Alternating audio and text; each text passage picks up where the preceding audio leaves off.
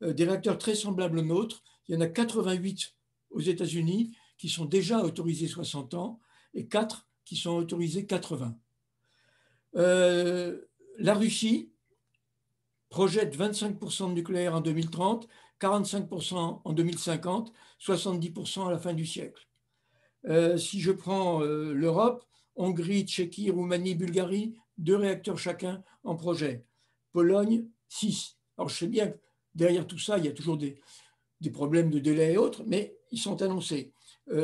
L'Angleterre, 2 réacteurs en cours, 2 qui commencent à être négociés avec EDF, plus peut-être plus tard 2 ou 4 ou plus de Chinois. Donc on voit qu'il y a tout un mouvement vers le nucléaire actuellement dans le monde. J'ai oublié l'Inde qui vient également de décider de construire 12 réacteurs de plus. En face de ça, il y a 2 surprises pour moi. La première surprise, c'est le Japon. Je ne sais pas si vous savez, mais l'autorité de sûreté japonaise a déjà autorisé 13 réacteurs à redémarrer et 9 dossiers sont en cours d'examen. De plus, 2 réacteurs qui étaient en cours de construction ont demandé à relancer leur construction. Donc là aussi, quand même chose de surprenant de la part du Japon, compte tenu de l'événement de Fukushima. Pendant ce temps-là, bon, je dirais de manière un peu amère, mais vous verrez après que je deviens plus positif, c'est que la France, finalement, de 5 ans à 5 ans, elle prend des décisions qui sont toujours de nature électorale et qui précèdent toujours des élections présidentielles où je promets d'arrêter ceci ou de diminuer ceci, etc. Donc c'est un peu dommage, mais l'État qui a pompé EDF de beaucoup de revenus pendant des années et des années, aujourd'hui ne l'aide guère. Donc ça, c'est en guise d'introduction. Donc vous avez maintenant pardon, il faut que je fasse défiler. Transparent suivant vous donne un peu le plan de l'exposé. D'abord, un panorama général, niveau monde, niveau France, les grands secteurs. C'est le moment où on posera les questions. Et ensuite, on va plonger dans le secteur électrique. Alors, il y a beaucoup de transparents. Il y a quelques détails. Vous allez les avoir. Ils sont faciles à visualiser. Et je ferai juste quelques commentaires sur ces transparents. Premier transparent, réchauffement climatique. Ça me paraît être l'élément essentiel aujourd'hui. Les données sont toutes concordantes. Vous voyez ici 6 organisations qui ont beaucoup travaillé sur des modèles. Ils donnent tous à peu près le même résultat, à très peu de choses près. Et j'insiste sur un point qui est essentiel dans notre réflexion, c'est que l'émission de CO2 dans l'atmosphère, c'est cumulatif, parce que le CO2 aura une durée de vie dans l'atmosphère qui est supérieure à 100 ans, voire on ne sait pas très bien combien, mais bien supérieure à 100 ans. Conclusion, tout ce qu'on ne fait pas dans les 15-20 ans qui viennent, eh bien, on aura beaucoup plus de mal à le faire plus tard et ça nous coûtera beaucoup plus cher parce qu'il faudra le faire en panique. Et je crains qu'on voit apparaître un jour un mouvement de panique sur le climat. Donc, je rajoute, pour moi, 10-20 années essentielles et c'est là-dessus qu'il faut travailler. Les grandes perspectives à 2050, je suis désolé, mais c'est un peu de la garniture. Ça ne sert qu'à prévoir de la R&D pour le futur. Le bilan actuel, en 2019, on continue encore à augmenter les émissions de gaz à effet de serre dans le monde et en particulier de CO2.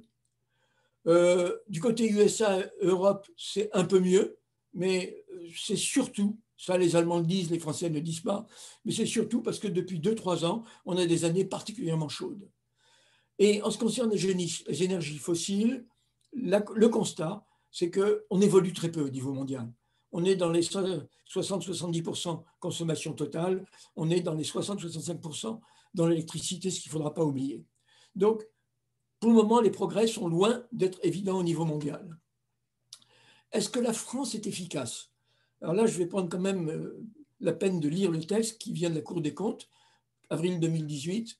Les acteurs du monde de l'énergie, y compris dans les administrations intéressées, sont nombreux à ne pas avoir cru dans les objectifs et trajectoires de la loi sur la transition énergétique et sur les programmations pluriannuelles de l'énergie. Ce faisant, cet outil a failli à l'objectif qu'il s'était donné d'offrir un cadre prévisible et consolidé de l'évolution de la politique énergétique. Donc ça, c'est un constat sur lequel je suis personnellement totalement d'accord. Et je crois que là, on est sur une mauvaise voie. Alors, on va essayer de voir ça en regardant le bilan.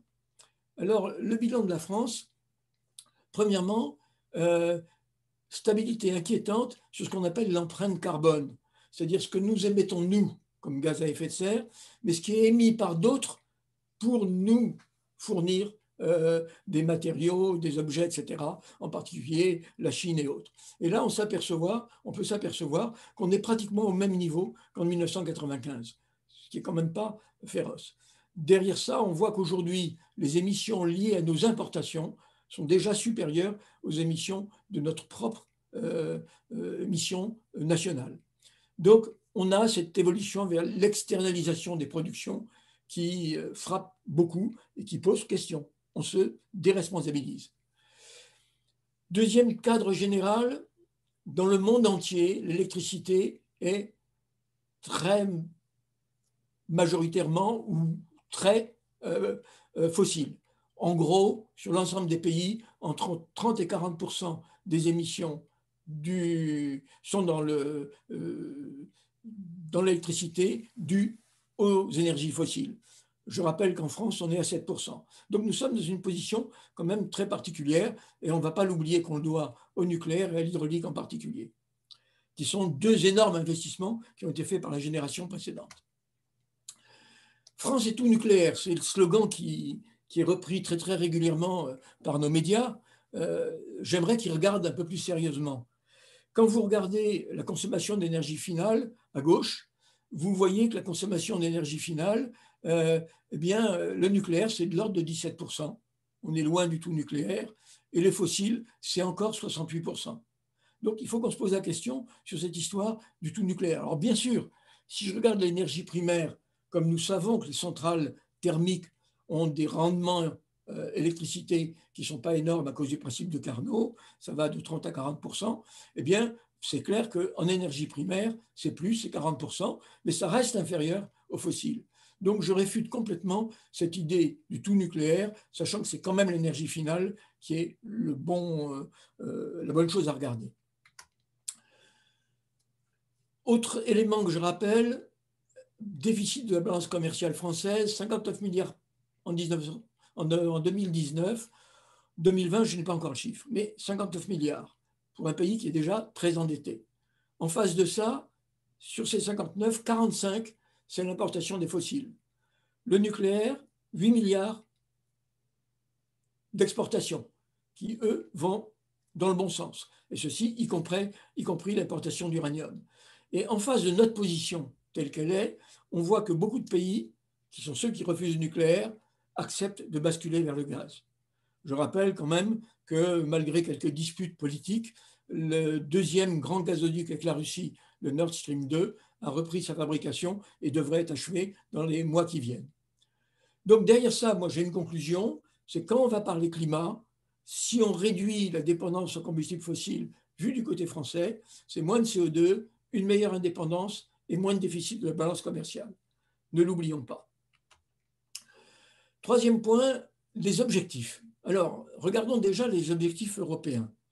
Tout le monde se rappelle plus ou moins que sur les années 90 à 2000, on avait la règle des 3-20.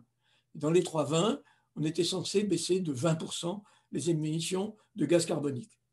En gros, donc, on s'était imposé une baisse moyenne de 0,7% par an. On ne va pas en être très loin au niveau européen, hein, donc ça ne se passe pas trop mal.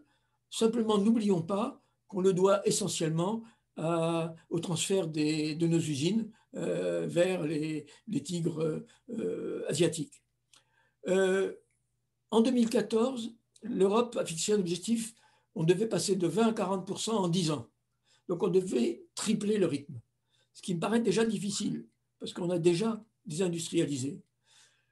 Maintenant, juste dernier décembre, le Conseil européen comme la Commission européenne ont pris la décision qu'il faudrait réduire les émissions de gaz à effet de serre de 20 à 55% en 10 ans, c'est-à-dire aller 5 fois plus vite que dans les 30 dernières années. Donc moi, je note que c'est un objectif extraordinairement difficile.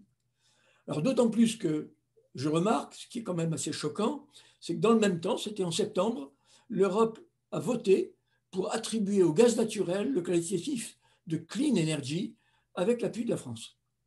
qualificatif qui refusait au nucléaire qui ne met pas de gaz à effet de serre.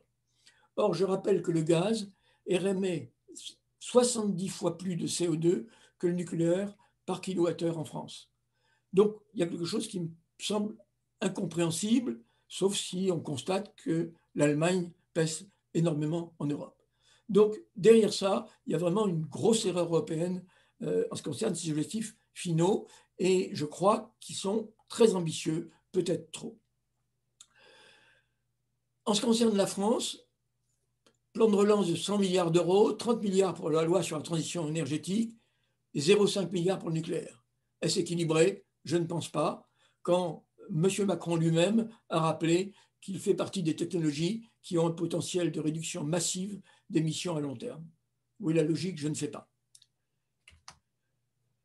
Alors, on va regarder si on progresse. Et là, j'aime bien cette phrase de Churchill que m'a rappelé un ami très récemment. However beautiful is strategy, you should occasionally look at the results. Eh bien, on va essayer de faire ça. Alors, quelle est la position de la France? Je regarde les 5 dernières années qui sont intéressantes parce que ce sont des années de pleine application de la loi sur la transition énergétique. Elle s'était fixé des objectifs qui sont en haut à droite à 2023. Et qu'est-ce qu'on constate? Regardez surtout le grand pavé qui est en bas. En 5 ans, les émissions de CO2 ont réduit de 13 millions de tonnes.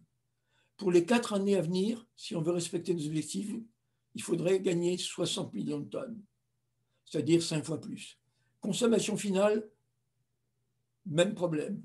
Consommation de fossiles, même problème. On est actuellement à un rythme d'émission qui est de l'ordre de 4 à 5 fois plus faible que celui qu'on s'est fixé pour 2023 dans la PPE. Que faut-il en déduire? C'est qu'on est clairement sur un échec. Quand on regarde maintenant secteur par secteur, je vais répéter quelque chose que tout le monde sait déjà probablement, c'est que quand on regarde la répartition des émissions de gaz carbonique dans les différents secteurs, il y a 2 secteurs qui pèsent très lourd. Les 2 tiers de nos rejets de CO2, ce sont les transports et résidentiels tertiaires. Et si je souhaite qu'on les regarde, c'est parce qu'en les regardant, on va voir que l'électricité pourrait avoir un rôle très important dans l'évolution de ces 2 secteurs. Et quand on va parler d'électricité, on va bien sûr aussi parler nucléaire. Je ne parlerai pas beaucoup des autres secteurs qui pèsent nettement moins déjà. Donc, on voit les 2 priorités qui devraient être massives dans nos projets et dans nos objectifs, qui sont transport et bâtiment. Alors, on va regarder les 2 secteurs. On va commencer par les transports qui sont les plus importants. 40% de nos émissions de CO2, c'est considérable. Alors, première remarque, émissions complètement stables. Donc là, le progrès, 0. Il faut se rappeler quelques données. Aujourd'hui, presque 95% des rejets des transports, ce sont les véhicules routiers. Et pour plus de la moitié, les voitures particulières. Alors, il y a un phénomène que je note qui est quand même très favorable si on veut faire une bonne programmation. Ce qui est favorable, c'est que ces véhicules ne durent pas plus de 10 à 20 ans. Ce qui veut dire que le renouvellement est possible. Et c'est vraiment un secteur sur lequel, si on doit bosser dans les 15 ans qui viennent, c'est sur celui-ci. Dans la réalité, le bilan 2020, il vient de sortir. On a vendu 1,7 million de voitures neuves en France. Et sur ce 1,7, 89% font encore appel au pétrole. Seulement 11% à l'électrique et seulement 7% à l'électrique pure, l'autre, la reste étant hybride rechargeable. Donc on en est très loin. Et là, je veux rappeler quand même un chiffre qui peut prêter à réflexion pour nous tous. Si vous prenez 30 millions de véhicules purement électriques, qui font 12 500 km par an, c'est la moyenne annuelle française, on a besoin de 40 TWh. Quand on nous annonce qu'on va arrêter 14 réacteurs d'ici 2035, on va arrêter 83 TWh par an. Est-ce que, déjà, l'objectif français est un objectif cohérent avec l'idée d'amplifier largement l'électricité dans les transports? Derrière ça, qu'est-ce qu'on va faire? Où sont les méga-factories qui vont faire les batteries? Est-ce que vraiment, on en a parlé beaucoup il y a 1 an, on n'en entend plus parler du tout? Que devient notre industrie automobile? Il va falloir qu'on le regarde. Et là, si on regarde en plus en détail, on voit que les émissions des voitures à pétrole eh bien, depuis 4 ans, on a fini de diminuer, ça recommence à monter. Et là, ben, ça vient d'un choix, qui est un choix d'écologie d'ailleurs, qui était de repousser le diesel en dehors de nos choix. Or, le diesel consomme moins et émet moins de CO2. Bien sûr, pollution urbaine, qui est un autre problème. Mais donc, globalement, on voit que la décision qui a été prise sur le véhicule à pétrole n'est pas dans le bon sens, ce qui explique qu'on n'arrive pas à descendre. En ce qui concerne les véhicules électriques, je voudrais quand même modérer un peu l'enthousiasme, même si je suis, en ce qui me concerne, très partisan de ces voitures électriques. C'est qu'un véhicule électrique, quand on regarde son potentiel climatique, il est bon en France, à peu près entre le tiers et le quart des voitures à pétrole, parce que ça prend en compte de ce qu'il faut pour construire. Mais on s'aperçoit que si on regarde l'Allemagne, c'est que vous regardez le petit schéma en bas, c'est la ligne du milieu. Vous voyez qu'en Allemagne, avec leur électricité très carbonée, ce sera à peine meilleur que le diesel. Donc, faisons attention aussi, c'est que l'électricité dans les voitures, c'est très bien si l'électricité est décarbonée. Autre point sur lequel je veux insister, c'est le côté égoïsme de nos pays extrêmement civilisés, extrêmement avancés. C'est que décider qu'en 2040, on condamne les moteurs thermiques, on oublie complètement que l'essentiel de l'humanité sera encore sur des véhicules thermiques. Et il faut qu'on se pose la question du rôle de l'industrie française pour alimenter en voiture des pays qui n'auront pas d'électricité décarbonée. Donc, il ne faut pas faire n'importe quoi et il ne faut pas être trop égoïste en la matière. La stratégie hydrogène, puisqu'on en parle beaucoup, là j'ai un seul transparent. Je pense que la décision qui a été prise par le gouvernement n'est pas mauvaise. On peut la discuter, dire qu'on va dépenser la moitié des 7 milliards en seulement 2 ans, 3 ans, 2020-2021, ça me paraît irréaliste. Mais les priorités données me paraissent correctes. Décarboner l'hydrogène de l'industrie, qui est totalement carboné aujourd'hui. Développer la mobilité lourde, parce qu'effectivement, mettre de l'hydrogène et des piles à combustible dans des gros camions ou des trains, ça s'envisage très bien. Il n'y a pas besoin de réseaux de distribution monstrueux. Et puis, priorité à la R&D. Bon, malgré tout, je dis, il faut qu'on se pose la question. Parce que déjà, quand on regarde, on fait des analyses de coûts tout à fait succinctes, on s'aperçoit que la tonne de CO2 qui sera économisée, par exemple dans les camions ou pour le HVE industriel, ça va être pas loin de 400 € la tonne de CO2 économisée. La taxe carbone, elle est seulement de 50 aujourd'hui. Donc, je dis, derrière ça, c'est une bonne stratégie, mais en tous les cas, pour les 10-15 ans qui viennent, ce sera peanuts. Progresser, ce n'est pas avec ça qu'on va le faire, peut-être dans les années 40, mais probablement pas avant. Donc, c'est ce que je peux dire aujourd'hui des transports. Les transports, c'est électrification et électrification décarbonée. Deuxième grand secteur sur lequel il mérite de jeter un bon coup d'œil. Alors là, je crois que vous en avez déjà beaucoup parlé dans le cadre de vos séminaires, mais je tiens à insister parce que le bâtiment est en échec et je pense que notre stratégie n'est pas la bonne. Alors la stratégie dans le bâtiment, elle est claire, elle est exprimée par notre ministre, c'est qu'il faut réduire considérablement la consommation des bâtiments. Et la raison pour laquelle il faut la réduire considérablement, c'est que si on ne le fait pas, et si on ne fait que des renouvelables, il faudra des puissances tellement énormes que ça deviendra ingérable. Donc, le choix de supprimer le nucléaire et de faire du tout renouvelable oblige à diminuer de manière considérable les rejets dans le bâtiment. Or, dans les faits, on s'aperçoit, vous avez les résultats ici, vous voyez que pratiquement 2015-2017, ça a très peu bougé, 2018-2019 du mieux, mais 2 années très chaudes. La consommation d'énergie quasiment stable, la consommation de fossiles quasiment stable. Donc les progrès d'efficacité énergétique, alors qu'on en parle maintenant depuis 15 ans, ils sont plus que faibles. Et les travaux non existants n'arrivent pas à compenser l'augmentation du parc qui est en basse consommation. Donc pour moi, il y a une erreur majeure sur laquelle j'insiste, c'est la priorité donnée depuis 20 ans à l'efficacité énergétique en privilégiant des rénovations complètes. Et là, je crois que c'est l'erreur vitale de la LTE-CV. Alors, pour ça, il faut se donner quelques idées. Je vais essayer de vous expliquer pourquoi ça me paraît assez hors de portée. Bon, quelques données, hein, les 3,6 milliards de mètres carrés construits, 27 millions de logements principaux. Et ce qui est important, 22% du parc qui sont des passoires énergétiques, plus de 330 kWh par mètre carré par an. Consommation moyenne 230. Et puis là, on voit ce qu'étaient les objectifs fixés en 2012, arriver à 80 dans l'existant, donc passer de 330, 230 à 80, passer à 50 dans le neuf, et aucun objectif CO2. C'est-à-dire que c'est une volonté, ça, du ministère de la Transition écologique, c'est vraiment l'économie qui m'intéresse et pas le CO2. Les objectifs qui seront fixés à partir de 2021 progressent, mais ce n'est encore que possible, ce n'est pas encore décidé. Alors d'abord, une ambition extrêmement forte pour le chauffage, 12 kWh par mètre carré par an, on va voir si c'est réaliste. Et puis, on voit arriver une contrainte CO2, et là, c'est une excellente nouvelle. Elle reste à confirmer, parce qu'il y a une énorme bagarre médiatique actuellement autour de ça, mais j'espère que ce sera confirmé.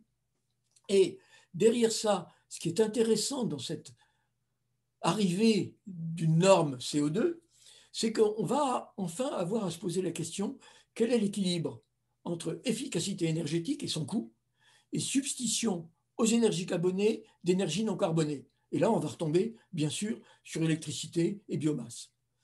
Et puis, une autre question, c'est que si cette règle est effectivement confirmée, ben, ça voudra dire que le gaz sera interdit dans le neuf. Donc là-dessus, ce serait une bonne évolution. J'espère que c'est ce qui sera décidé.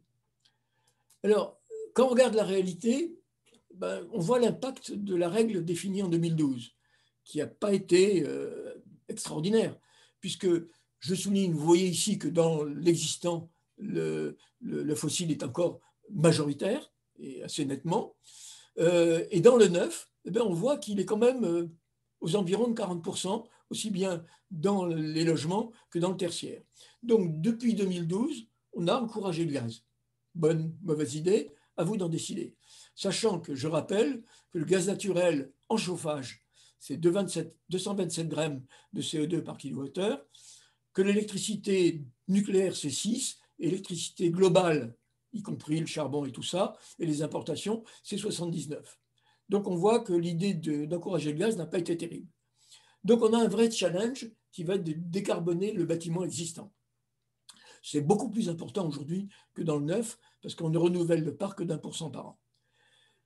Alors là, ça vaut la peine de se pencher sur les progrès réels qui ont été faits. Et là, l'ADEME a fait en 2018 un rapport très intéressant, qui est une enquête Trémi, qui a analysé sur 5 millions de logements rénovés avec des aides dans les 5 ans précédents, il en a analysé 30 000, donc une bonne analyse. Et le résultat est très surprenant. Seulement 5% ont obtenu un gain d'un facteur 2 sur les émissions de CO2. Seulement 20% ont obtenu un gain de 25%. Et 75% des rénovations, il n'y a pas eu de gain énergétique. Alors les raisons sont multiples. Première raison, c'est que c'est très difficile d'améliorer un logement existant et que les entreprises françaises sont fragiles. Il faut savoir que dans le bâtiment, ceux qui font la rénovation, l'effectif moyen, c'est 4 personnes par entreprise. Vous ne pouvez pas avoir les compétences qu'il faut pour faire ça. Donc on a un gros problème qui est un problème d'enseignement technique qu'on connaît depuis longtemps. Le deuxième remarque que je fais dans cette enquête de l'ADEME, elle ne s'est pas du tout préoccupée de CO2. C'était uniquement la consommation d'énergie. Or, on nous dit aujourd'hui, alors qu'on n'a quasiment pas progressé, que l'objectif est moins 30% d'émissions en 2030. Donc là, on va retomber sur une notion qui est importante, c'est ce que décarboner le chauffage avec électricité, biomasse, pompe à chaleur, etc., ne serait pas beaucoup plus efficace, associé à ce que j'appellerais des travaux raisonnables d'isolation, plutôt que de vouloir faire des rénovations complètes.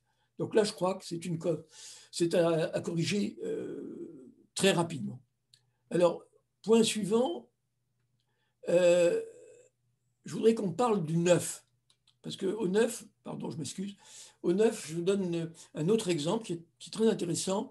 Une énorme opération immobilière Clichy-Batignolles, au niveau de là où il y a le nouveau palais de justice. Alors, qu'est-ce qu'on voit? C'est énorme, 3400 logements, 140 000 mètres carrés de bureaux. Alors, il s'était fixé un objectif très ambitieux avec des entreprises très performantes, là, il n'y avait pas de problème. Objectif chauffage, 15, c'est-à-dire ce qu'on veut fixer pour à partir de l'année prochaine. La réalité obtenue, ça a été 49, en faisant du neuf.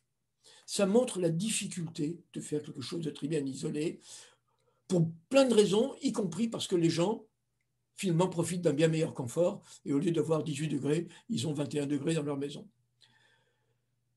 Mais par contre, là, ce qui est plutôt intéressant, c'est que le bilan CO2 de cette opération est bon. Et il est bon pourquoi? Parce qu'ils ont fait un chauffage urbain avec géothermie, pompe à chaleur électrique. Et ils couvrent 85%, ce qui fait qu'on se trouve avec des constructions qui sont de très bonne qualité. D'où ma conclusion, aussi bien pour l'existant que pour le neuf, l'efficacité climatique va résulter de l'introduction du gaz et de l'introduction donc de moyens type biomasse ou électricité. Dernier point sur toutes ces questions de thermique, les énergies renouvelables thermiques. Alors là, ce sont des énergies qui sont très intéressantes parce qu'elles sont nationales. Elles créent de l'emploi chez nous, elles ne créent pas des importations, ce qui est très intéressant. Alors depuis 7 ans, on progresse. 2,5% par an, ce qui est pas mal en énergie fournie, et on est à peu près aujourd'hui à 18 ou 19% de notre énergie qui vient de l'ensemble des renouvelables thermiques. Et vous voyez que c'est très varié, parce que vous avez biocarburants, biomasse solide, géothermie, etc. Alors, qu'est-ce qu'on remarque? C'est que la PPE voudrait qu'on progresse de 3,4% par an d'ici 2023, c'est-à-dire 50% plus vite. Est-ce qu'on va y arriver? Je ne sais pas. Mais surtout, là, on va voir quelque chose qui est ce que j'appellerais très politique. C'est beaucoup plus facile de promettre de faire des miracles dans 5 ans que de faire bien l'année prochaine. Et on constate que la PPE pour 2023 à 2028 prévoit une progression de 10 à 15% par an. Est-ce que c'est réaliste? Et vous voyez apparaître dans la colonne de droite du tableau que sur certains domaines, on va nous demander d'ici 2028 des progrès de 100, 300, 500, 72, 43, 43%. En sachant que l'essentiel va reposer sur le bois énergie, qu'il faudrait augmenter pratiquement de moitié. Est-ce que c'est réaliste? Je ne sais pas. Mais en tous les cas, je dis là, c'est quelque chose qu'on voudrait encourager, alors que, et là je reviens sur notre Cour des comptes, qui avait analysé ça en 2018, et qu'a-t-elle dit? Elle a dit que si on avait voulu donner priorité au CO2, on aurait encouragé les énergies renouvelables thermiques plutôt que les énergies renouvelables électriques. Et là, c'est à regarder, parce que je regarde 2017, les ENR électriques, c'est-à-dire solaire plus éolien, donnaient presque 5 fois moins d'énergie que les ENR thermiques, mais captaient 7 fois plus de subventions. Pratiquement, en 2017, 140 milliards déjà engagés. Bon, comprenne qui peut. Je crois que là aussi, la Cour des comptes pointe une anomalie flagrante de la politique énergétique, de ce que j'appellerais une écologie intégrale. Donc un premier constat, c'est que l'électricité apparaît dans tous les secteurs comme un vecteur énergie qui sera capital pour le climat, que nous sommes en face d'un choix qui est crucial entre efficacité énergétique et substitution d'énergie non carbonée aux énergies carbonées. Et puis, dernière remarque, il faudrait qu'on ait enfin une vision que j'appellerais écologico-économique, c'est-à-dire qu'on fasse en sorte que ce qu'on choisit de faire, en particulier à court terme, soit ce qui est le plus rentable du point de vue climatique, c'est-à-dire qu'on mette en avant le paramètre émission dans tout ce qu'on fait et le paramètre coût du CO2 économisé. Donc là, j'ai à peu près terminé sur la vision globale de la situation. Elle n'est pas très positive, je le reconnais, mais je pense que un effort de raisonnement réellement solide dans l'année qui vient pourrait permettre de proposer quelque chose de beaucoup plus cohérent. Et donc, je crois qu'on arrive au moment où des questions peuvent être posées sur ce premier thème avant que nous attaquions la partie de l'électricité. Oui, en effet, merci Jean-Pierre. Il y a une première question qui a été posée, c'est est-ce que vous pourriez clarifier un peu ce que sont les ENR thermiques en fait, ce qui n'est pas toujours très bien compris, c'est que est-ce que d'un point de vue carbone, c'est si bon que ça, est-ce que ça va dans le bon sens? C'est une question qui mérite vraiment d'être regardée. Alors, qu'est-ce qu'on peut dire? Je prends la principale, parce que quand même, vous voyez que la biomasse solide, c'est la moitié. Donc, on va peut-être gérer celle-là d'abord. En ce qui concerne la biomasse solide, il y a une chose favorable, c'est que la surface de forêt augmente en France. Donc, on peut dire que le bilan carbone de ce point de vue-là s'améliore. Par contre, si on brûle du bois, euh, on brûle quelque chose qui a été fabriqué par photosynthèse depuis 20, 30, 40 ans, et pour le remplacer, il faudra 20, 30, 40 ans. Ce qui veut dire que beaucoup disent ce serait beaucoup plus intelligent d'utiliser la biomasse solide pour faire des maisons en bois, ou des ponts en bois, j'en sais rien, hein, parce que là, on va stocker du bois, donc on va stocker du carbone, plutôt que de le faire brûler. Je rajoute aussi que la biomasse solide aura certainement un inconvénient. On va vite découvrir que dans les sites urbains, ben, elle émet aussi de la pollution et des particules. La deuxième chose que je dirais là-dessus, c'est que les biocarburants est l'exemple même d'une manip complètement ratée. Vous vous rappelez, M. Borloo nous annonçait des merveilles sur les biocarburants. Ben, on s'est aperçu que les biocarburants tels qu'on les fait aujourd'hui, première génération, ils ne sont pas très bons. Ils ne sont pas très bons parce que d'abord, pour les faire, on consomme pas mal d'énergie avec des tracteurs, des transports, etc. Puis deuxièmement, ça consomme énormément de terres arables et de plantes cultivées, hein. On le fait avec du colza, avec de la betterave, avec des choses comme ça. Donc c'est bloqué. Et l'Europe souhaite qu'on sorte de ces biocarburants de première génération d'ici 2030. En ce qui concerne les biocarburants de deuxième génération, on en parle depuis 15 ans. Il n'y a pas encore un pilote industriel complet. C'est très difficile. Ça demande une étape de plus. Ce sera compliqué. Donc pour le moment, l'Europe espère en avoir 3% en 2030, mais je n'ai qu'un espoir. Sur Vous le pouvez reste, préciser le genre de choses dans les deuxièmes générations, dans la c'est quel genre génération, de technologie? on part de plantes qui ne sont pas cultivées, qui sont des plantes qui poussent naturellement, ou de déchets végétaux. Et là, on va faire soit des systèmes qui mettent en jeu de la pyrolyse, c'est donc une étape de plus, soit des systèmes qui mettent en place une estérification, et avec des plantes variées diverses. Alors c'est très compliqué parce que par exemple quand on fait l'estérification, on va le faire avec une grande variété de matériaux. Il y aura beaucoup de coupes différentes du point de vue chimique. Et parmi ces coupes, il faut éliminer des choses qui peuvent être cancérigènes. Donc on tombe sur une complexité. Quant à la pyrolyse, je dirais que tout ce qui a été essayé jusqu'à maintenant a échoué. Donc personnellement, je pense que pour les 15 ans qui viennent, je ne compte pas du tout sur ça. Chaleur fatale, biogaz. Bon, biogaz, on va probablement progresser, mais ce n'est pas beaucoup pour le moment, hein. C'est très peu. C'est moins d'1 million de tonnes d'équivalent pétrole. C'est presque rien. D'accord. Alors, une autre question par rapport au transport et au bâtiment. Le télétravail qui se généralise en ce moment par la force des choses, mais qui va quand même perdurer au-delà de la crise.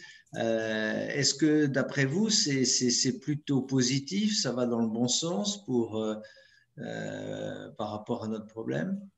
Ah, je crois que c'est un bon sujet pour l'écologie radicale, hein, parce qu'on sent bien que là, ça touche à beaucoup de domaines. Bon, il y a le côté économie d'énergie de manière évidente, mais il y a aussi la solitude, il y a aussi la difficulté de vie familiale, il y a aussi beaucoup de choses. Donc, je crois que c'est très difficile de répondre. Moi, je vais prendre, en tant qu'ingénieur, je dis, et en tant qu'ancien patron d'un établissement, je pense que le travail en équipe, c'est extrêmement important. Et on peut faire beaucoup de choses en Zoom, il ne faut quand même pas exagérer. La deuxième chose que j'aurais tendance à dire, c'est qu'il faudra qu'on fasse très attention, parce que là, je me réfère à une année 19 qui était presque normale, même s'il y avait eu des gilets jaunes. Mais il faut voir que dans les 2 ou 3 années qui viennent, je ne sais pas ce qui va se passer. On va peut-être consommer beaucoup moins, peut-être pas, je n'en sais rien. Il faudra regarder. Et puis, qu'est-ce qui va se passer au niveau, une fois qu'on aura vacciné tout le monde, au niveau d'un rebond éventuel de l'économie? Je crois qu'on est rentré dans une période qui va être difficile à gérer et difficile à interpréter. D'accord. Alors, il y a une question, je ne suis pas très bien sûr de comprendre, donc je vous la pose telle qu'elle est écrite. Quid d'une production d'hydrogène avec le nucléaire VHTR? Alors déjà, je vais vous faire une réponse. Dans les 15 ans qui viennent, zéro. Comme ça, je ne me mouille pas. Ensuite, les réactions à très haute température. Bon, l'avantage, effectivement, si on monte à 1000 degrés ou quelque chose comme ça, on peut avoir des moyens de faire de l'hydrogène avec de très bons rendements. Il faut voir qu'aujourd'hui, le rendement de l'électrolyse, il doit se situer dans la gamme des 55-60%. Et quand on parle d'électrolyse à haute température, puisqu'il y a des études là-dessus, on parle de 80%, mais on ne peut pas dire qu'ils sont encore bien démontrés. Donc, alors effectivement, il y a eu cette idée qui a été étudiée au CEA. Moi-même, j'ai suivi ça d'assez près, qui était l'idée de développer dans le cadre d'un forum qui s'appelait Génération 4, avec les Américains, les Anglais, l'Europe, etc., qui était d'étudier ces réacteurs très haute température, bon, qui se révèlent extrêmement difficiles au point de vue ingénierie, parce qu'on est dans le cœur des réacteurs à très haute température, des problèmes de matériaux, des problèmes de corrosion. Pour le moment, je ne vois pas beaucoup de progrès dans ce domaine et toutes les études lancées sur les futurs réacteurs, on voit des réacteurs de 4e génération, mais beaucoup plus dans la filière surrégénérateur ou sel liquide que dans la filière HTR. Alors, d'accord, merci. Alors, on va évidemment poursuivre parce qu'il y a plusieurs questions qui sont relatives véritablement à l'électricité et au nucléaire, en particulier sur nos capacités de production. Mais je pense qu'il vaut mieux les garder pour après la deuxième partie, puisque vous allez plus rentrer dans le sujet de l'électricité proprement dit. Très bien. Peut-être une dernière question qui arrive concernant les éoliennes qui fonctionnent que dans certaines conditions climatiques. Il faut qu'il y ait du vent, pas trop, mais pas trop peu, etc. Bon, vous avez dit tout à l'heure qu'on en faisait trop d'un point de vue subvention et que ce n'était pas suffisamment rentable. Est-ce qu'il y a un moyen quand même d'être toujours avec ces technologies-là, par exemple ce qui se passe, les expériences qui sont faites en pleine mer, ou etc. Est-ce qu'il y a un moyen d'améliorer quand même la rentabilité? Alors, bon, j'ai prévu d'en parler, hein, donc Ah, d'accord. je prends la question, mais je n'y réponds pas maintenant, hein. De toute façon, sur ce côté éolien, solaire et autres, il n'est pas question d'être contre l'éolien et le solaire. La question est de dire quel mix faut-il dans chaque pays compte tenu de ses propres avantages, ses propres inconvénients. Qu'on ne fasse pas la même chose que les Italiens, que les Espagnols, que les Allemands ne me choque pas. Je ne suis pas en train de dire qu'ils font d'énormes bêtises en développant l'éolien et le solaire. La question que je vais poser, c'est l'éolien et le solaire en France. Ben oui, si ça peut nous éliminer un peu de gaz et de charbon, c'est parfait. Est-ce que l'éolien et le solaire est important pour remplacer du nucléaire qui n'émet pas de gaz carbonique? À ce moment-là, on peut se poser la question. Donc, c'est pour ça que je... Mais on va, si vous voulez bien, l'analyser au cours de l'exposé qui suit. D'accord. Très bien, je vous remercie. Alors, est-ce qu'une personne veut s'exprimer, faire un commentaire maintenant?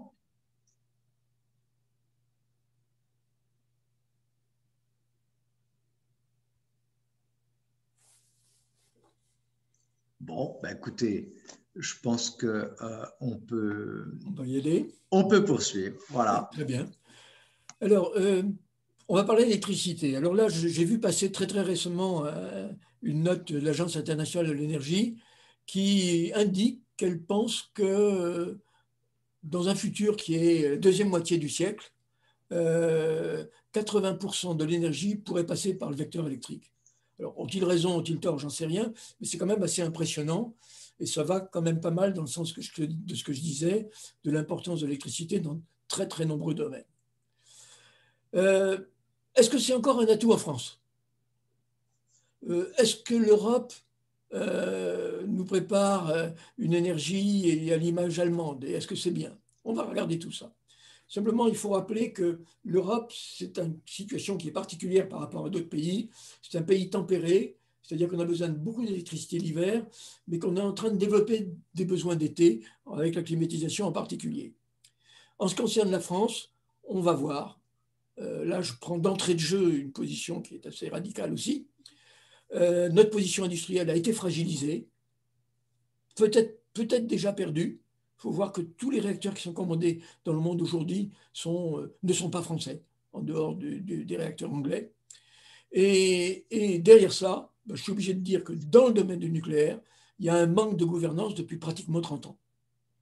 Et en dehors peut-être d'une petite période en 2006-2007 où une décision positive a été prise, qui était celle de poursuivre le projet EPR, quelles que soient ses difficultés, toutes les autres positions prises ont été négatives. Donc il y a un problème, alors que c'était un atout français. On était admiré dans le monde entier sur notre nucléaire. Deuxième chose que je vous fais remarquer, vous regardez le petit schéma en haut à droite, il montre que quand on regarde ce qui se prépare, on s'apprête en Europe à multiplier par un facteur considérable les échanges d'électricité. Et tout ça est conçu pour encourager un développement massif d'éolien et de solaire. Et on voit apparaître que l'Allemagne et la France deviennent des espèces de barycentres de la distribution d'électricité, ce qui va impliquer des développements massifs de réseaux. Donc ça, c'est la situation actuelle. Alors, premier, je vous ai donné tout à l'heure les performances CO2 dans la chaleur et dans l'habitat. Là, je le donne dans l'électricité. Alors, en France, l'hydraulique, le nucléaire, l'éolien sont au même niveau. 6 grammes de CO2 par kilowattheure. Pour le gaz, c'est 418. Quand on regarde les choses, c'est que donc, on s'aperçoit que le nucléaire est pratiquement presque 10 fois plus performant que le photovoltaïque, sachant que le photovoltaïque, ce sont beaucoup de panneaux qui sont fabriqués en Chine avec de l'électricité qui est encore très charbonnée. Et puis, on s'aperçoit que par rapport au gaz, il y a un écart considérable. Donc, premier constat, le nucléaire est vraiment un atout climatique. Je fais une deuxième remarque, c'est que très souvent, on nous dit, et c'est juste, que nous importons de l'électricité en période d'hiver, et que cette électricité, elle vient largement de l'Allemagne, et elle est donc également très carbonée, avec lignite, charbon et gaz. Et c'est vrai, donc, on importe 28 TWh tous les ans. Bon, d'abord, ces 28 TWh sont en train de devenir beaucoup moins carbonés, parce que quand il y a énormément de vent en hiver en Allemagne, ils peuvent nous exporter une électricité qui est décarbonée. Donc, c'est un chiffre qui va diminuer. Et puis, il y a une chose qui est plus choquant, c'est qu'en 2019, on a exporté 80... non, je m'excuse, vous retranchez 28 à 84. On a exporté une cinquantaine de térawattheures. Et cela était très décarboné, mais on ne les met pas à notre bilan positif. Donc j'aimerais bien qu'on ait une présentation un peu plus équilibrée de ce qu'est le poids de notre nucléaire sur le gaz carbonique en Europe. Troisième point, quel rôle pour l'électricité? Alors la doxa du ministère de l'Environnement, c'est qu'il faut qu'on réduise notre consommation d'électricité. Et on le dit depuis 15 ans. Or, notre constat, c'est que la consommation d'électricité, elle est quasiment stable en France depuis 10-12 ans. Et elle est quasiment stable alors qu'on n'a pas encore commencé un effort d'électrification, que ce soit vers le bâtiment, la rénovation, ou que ce soit, par exemple, vers les transports.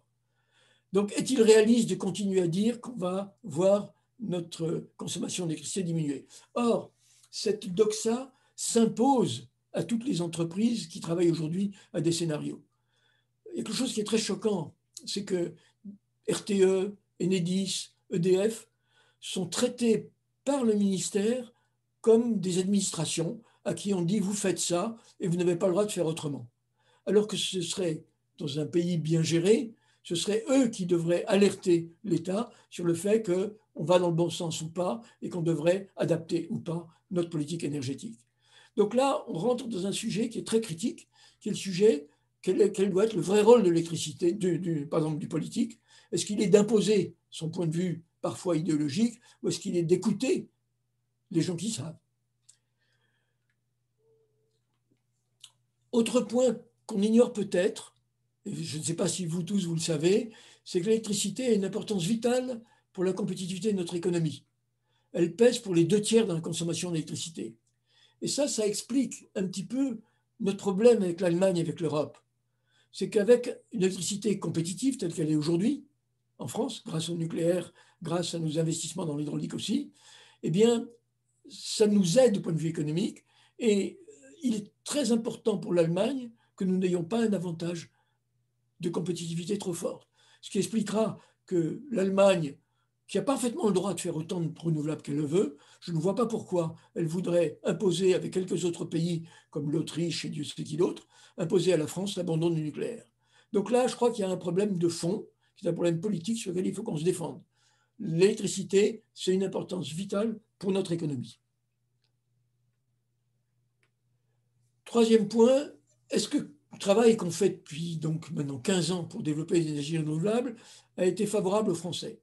Le constat, j'ai deux données qui se complètent. La première de 2006 à 2017 qui vient de la Commission de régulation de l'électricité, c'est que le coût de l'électricité pour les ménages a augmenté d'environ 25 à 30%. Quand je regarde maintenant la situation en 2021, là je regarde l'évolution du tarif réglementé d'électricité de 2006 à 2021, en euros constants, il a été de 40%. C'est-à-dire tout ce qu'on a fait depuis 15 ans s'est traduit par une augmentation du coût de l'électricité, alors qu'elle avait diminué entre 1995 et 2005, et qu'elle avait en plus distribué beaucoup de bénéfices à l'État, qui prélevait plusieurs milliards d'euros par an sur l'EDF. Donc là, pas un résultat formidable de ce point de vue-là. Alors maintenant, on va regarder comment ça marche. Alors, je mets ici un petit commentaire, une broderie très délicate.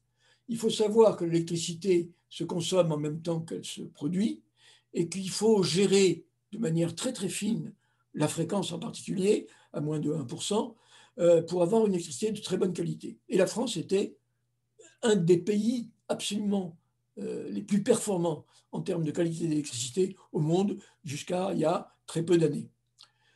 Donc on voit ça. On voit aussi l'importance dans ce schéma du nucléaire qui est ici, et on voit que le nucléaire s'adapte à la production saisonnière en faisant beaucoup de ses entretiens pendant l'été. On voit apparaître le rôle en noir des combustibles fossiles qui viennent compléter, ce qui n'est pas très choquant, faire travailler quelques centaines d'heures ou milliers d'heures par an les combustibles fossiles pour compléter. Mais on voit bien effectivement que les combustibles fossiles, c'est surtout l'hiver. Et puis on voit l'importance de l'hydraulique pour faire le suivi, on le verra mieux tout à l'heure, et puis tout en haut, on voit ce que sont les renouvelables.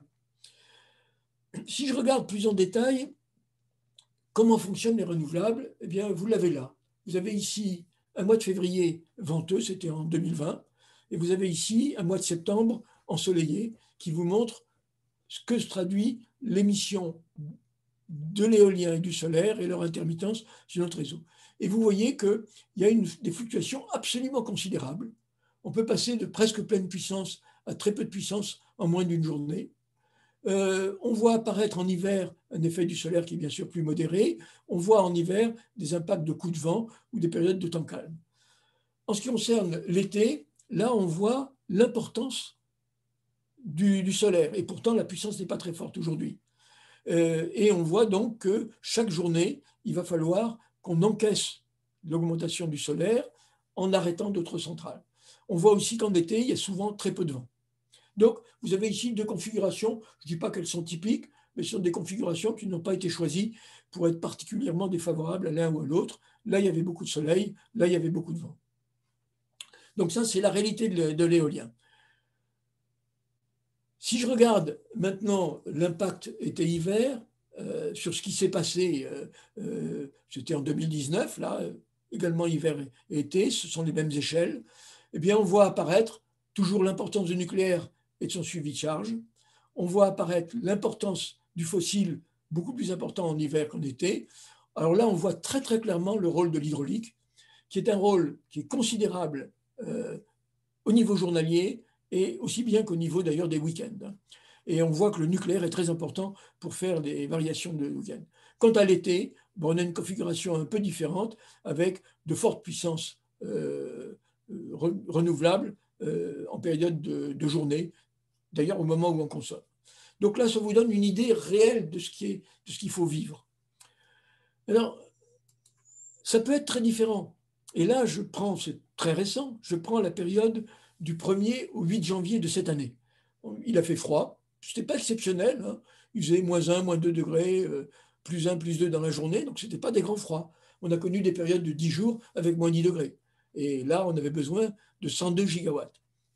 Là, on était limité à 86, 87, 88. Ben, vous voyez que pendant 8 jours, alors qu'on avait 27 gigawatts d'éolien et de solaire, c'est-à-dire 40% de la puissance nucléaire, eh bien, le nucléaire fournissait tout ça, les fossiles ont dû marcher à fond, on a dû importer, et éolien plus solaire, c'était ce qui est en noir là-haut, c'est-à-dire presque rien. Ils n'ont fourni que 2,8% de notre énergie, alors qu'ils représentaient pratiquement un cinquième de notre puissance. Par gigawatt installé, retenez ce chiffre, pendant 8 jours, le nucléaire a produit 10 fois plus que les ENR intermittentes pour chaque gigawatt. Ça vous donne une idée de ce que veut dire l'intermittence. Alors c'est bien sûr un cas qui est un cas où on se trouve avec vraiment très peu de vent, et il y avait pourtant du soleil. Je continue à examiner ça. Quand on voit ce qui s'est passé là, on se dit, bon, la solution, c'est simple. Les jours où j'avais ce qu'on voyait, le transparent précédent où il y avait énormément de vent, on va faire de l'électrolyse, on va faire je ne sais pas quoi, on va charger des batteries et on va faire du stockage. Et le stockage, c'est ce que tout le monde nous propose pour 2050 en disant ce sera merveilleux, on sera 100% renouvelable et on aura beaucoup de stockage. Alors là, il faut se rendre compte de la réalité de ça. Je me suis appuyé là-dessus sur un tout petit exercice. J'ai repris cette première semaine de janvier, hein, où vous aviez ici la puissance installée en bleu, vous aviez ici en noir la puissance moyenne qu'on aurait dû avoir en cette saison, et vous avez en rouge la puissance qu'on a réellement eue. Et entre le rouge et le noir, c'est le déficit de production. Il était de 586 gigawattheures. Qu'est-ce qu'on peut mettre comme stockage aujourd'hui en face de ça? On peut mettre des batteries. Et là, je vais me référer au plus grand stockage qui va être construit en France cette année et l'année prochaine par RTE, qui est un stockage de 72 MWh qui sera réparti sur 3 sites et qui va coûter 80 millions d'euros, prix qui est d'ailleurs un peu invraisemblable. De ces plus grands stockages français qui sera là opérationnel dans 2 ans, il en faudrait 8000 pour fournir ces 586 gigawattheures. La réponse elle est claire. Les batteries lithium-ion, ce n'est pas la solution pour stocker de l'énergie. Alors c'est une solution pour atténuer les variations de l'éolien et du solaire sur des dizaines de minutes ou 1 heure ou 2 heures. Donc on va mettre des batteries, mais ça va être pour lisser l'éolien solaire, pas pour stocker. Est-ce qu'on peut prélever sur le parc automobile? Mettons-nous dans 15 ans, supposons qu'on a 15 millions de véhicules électriques qui sont branchés en même temps, les autres étant en train de circuler ou Dieu sait où, et je prélève sur ces batteries de 40 kWh, j'en prélève 10 pour que les voitures puissent continuer à rouler le lendemain. Hein. Eh bien, ça va nous fournir 150 gigawattheures, c'est-à-dire le cinquième ou le quart de ce dont on aura besoin. Ça montre que c'est une possibilité, ça pourrait être une certaine forme de stockage de masse, mais ce n'est pas un stockage de masse qui sera à la dimension voulue. Pas négligeable quand même. Quant à l'hydrogène, là, je vais vous poser une question. Moi, je ne sais pas ce qu'on va faire de l'hydrogène. L'hydrogène, on peut faire de la méthanation pour faire un métal renouvelable avec du CO2 extrait de la biomasse qu'on a brûlée pour l'injecter dans le réseau de gaz. Vous avez à 60% pour faire de l'hydrogène, vous allez avoir la méthanation, vous allez arriver à un rendement global de 40-50% que vous mettez dans le réseau de gaz qui va dans des chaudières à biogaz qui auront un rendement de 80%. C'est probablement la meilleure méthode d'utilisation parce que le réseau de gaz existe déjà, ou en bonne partie. On peut l'utiliser dans les véhicules, dans les piles à combustible, avec des piles à combustible. Mais là aussi, on va se trouver avec des rendements qui vont être de l'ordre de 30%, parce qu'il faut faire l'électrolyse, il faut ensuite faire la pile à combustible, il faut la mettre dans le moteur, il faut la faire tourner. Là aussi, on va tourner dans des rendements globaux de 30% ou 35%. Il faudra mettre 3 ou 4 gigawatts pour être capable de faire 1 gigawatt à la sortie.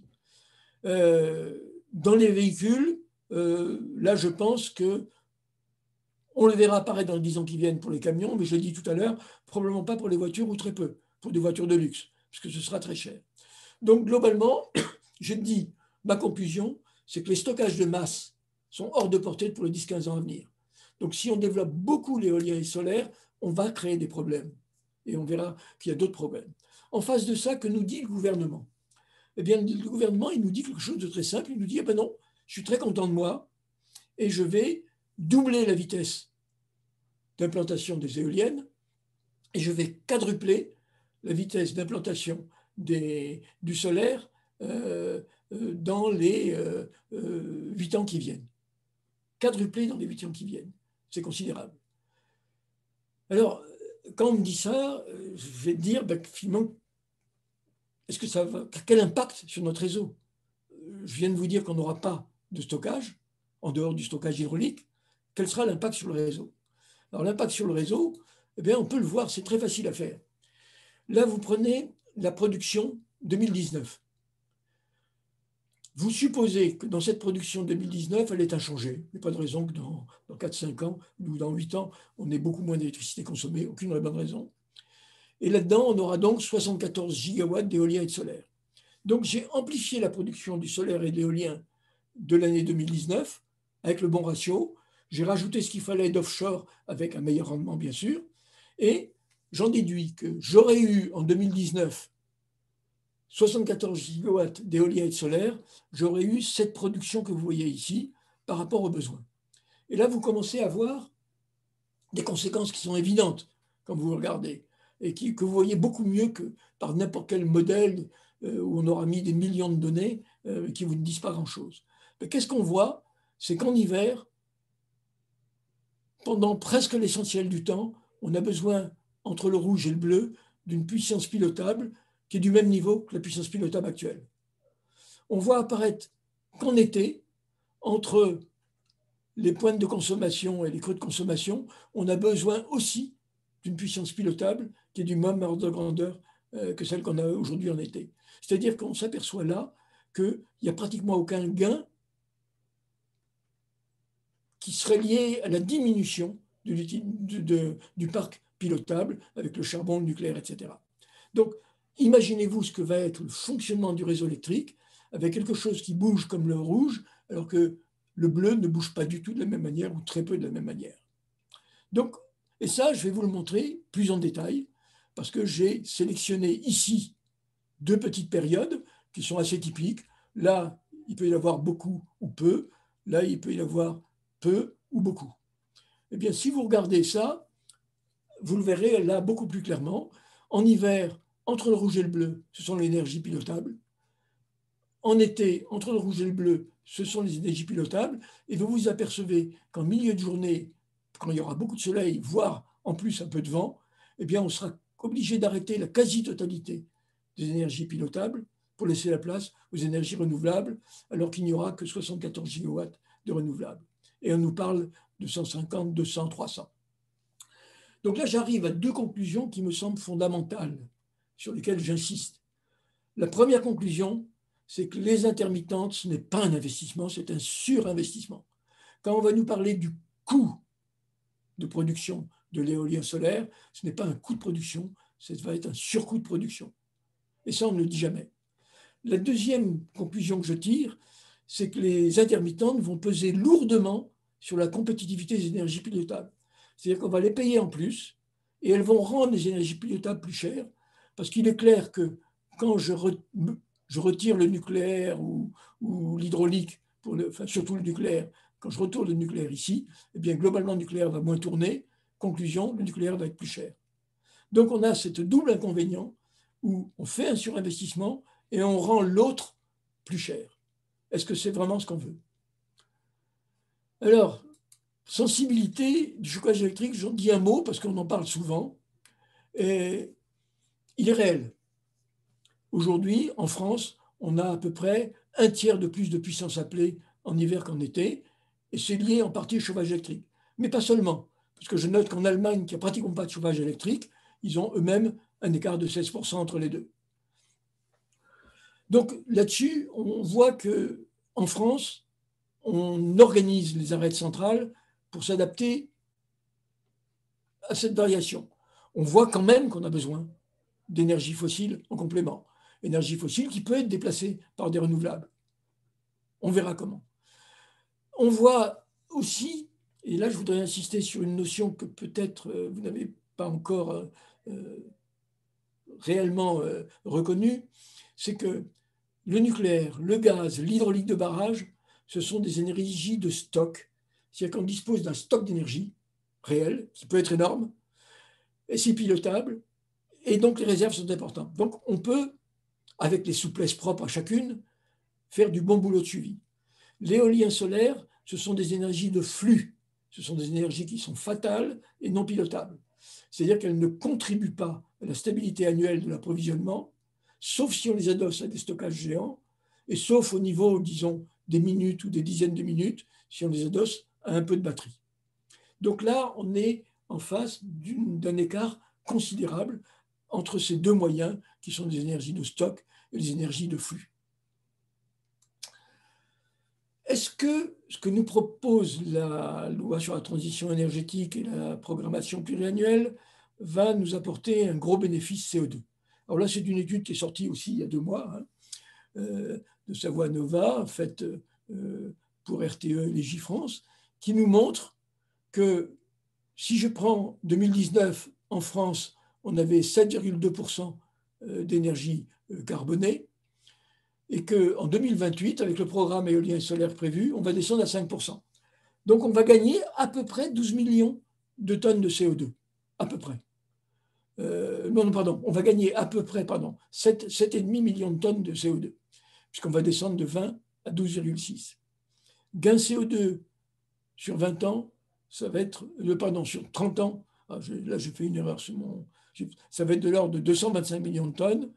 Et là, je vous fais remarquer que par rapport à l'investissement qu'on aura mis de 140 milliards de subventions, ça fait 600 € d'investissement par tonne de CO2 évité. Donc ça vous montre bien la grande différence qu'on va voir tout à l'heure entre nous et l'Allemagne. C'est qu'en Allemagne, éolien et solaire déplacent des énergies carbonées, et chez nous, elles vont déplacer essentiellement des énergies non carbonées. Est-ce la logique d'une ambition climatique? Je n'en suis bien sûr pas sûr. Derrière ça, grosse inquiétude. La France et l'Europe sont en train de se fragiliser, parce que nous avons un réseau électrique européen qui est assez impressionnant du point de vue qualité, en France en particulier, parce qu'on a toujours eu cette capacité à piloter comme on voulait, sans demander aux industriels de s'arrêter ou à des citoyens de faire des économies et d'arrêter soit leur popote, soit leur chauffage. Or, c'est ce qu'on a dû faire début janvier. Pourquoi? Eh bien parce que la puissance pilotable française s'est effondrée de 10 gigawatts dans les 9 ou 10 dernières années. Et si on suit le projet du gouvernement, on descendra moins 22 gigawatts en 2035. Or, en 2035, est-ce qu'on consommera plus d'électricité comme je le pense, ou est-ce qu'on en consommera moins?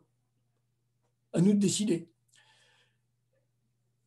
Quand on accepte cette baisse flagrante, on peut se dire, mais il doit bien y avoir un pilote dans l'avion. Mais il n'y a plus de pilote.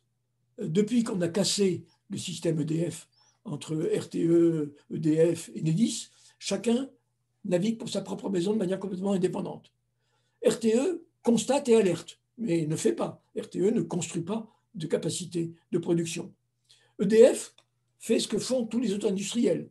Il va chercher à investir là où il y aura le plus de rentabilité. C'est pour ça qu'EDF s'est engagé massivement dans l'éolien et le solaire, parce que la rentabilité est forte. C'est très aidé. Donc aujourd'hui, on est dans une situation où seul le gouvernement peut décider la construction de nouvelles capacités. Et le gouvernement, c'est qui? C'est la ministre de l'Environnement. Et je ne suis pas sûr que son envie soit de construire quoi que ce soit de cette nature aujourd'hui. Alors ça, c'est la France. Mais quand on regarde l'Europe, là, vous avez France Stratégie, qui est un organisme qui est auprès du Premier ministre, vient de pondre une note que vous pouvez, je vous ai mis la référence, elle est sortie en janvier, qui nous explique qu'en 2025, l'Europe aura supprimé 24 gigawatts pilotables, en 2030, 58, en 2035, 69. Et en 2038, les Allemands vont encore arrêter beaucoup de charbon et de lignite. Le résultat, c'est qu'on est en train de s'orienter vers une Europe gazière, d'où le second pipeline ou gazoduc qui vient de Russie et d'où toutes les discussions autour des gaz qui viennent soit via le Moyen-Orient, soit via la Turquie, soit via Dieu sait où. Donc on est en train de faire une Europe gazière. Alors, on va à un échec technique. Qu'en est-il du point de vue économique? Alors, du point de vue économique, là, on est soumis au niveau des médias à un lobbying absolument monstrueux. Lobbying qui aujourd'hui associe les énergies renouvelables électrogènes et le gaz, qui sont à la manœuvre.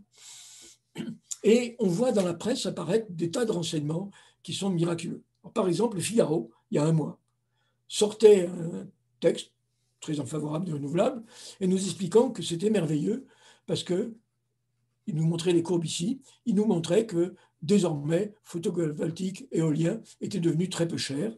J'ai traduit les dollars en euros. 31 € pour le photovoltaïque, 39 pour l'éolien. Le nucléaire, il le mettait à 138. Pourquoi pas? Je rappelle que EDF vend à ses concurrents à 42. On peut s'interroger sur l'honnêteté d'une telle présentation. Mais c'est ce qu'on dit aux gens, c'est ce que les gens commencent à croire maintenant, parce qu'on leur répète pratiquement tous les mois. Quelle est la réalité? La réalité, vous l'avez là, elle nous est donnée par la Commission de régulation de l'électricité, qui publie chaque année ce tableau, je l'ai copié tel quel, qui nous montre l'éolien dans les 10 dernières années n'a pas arrêté d'augmenter,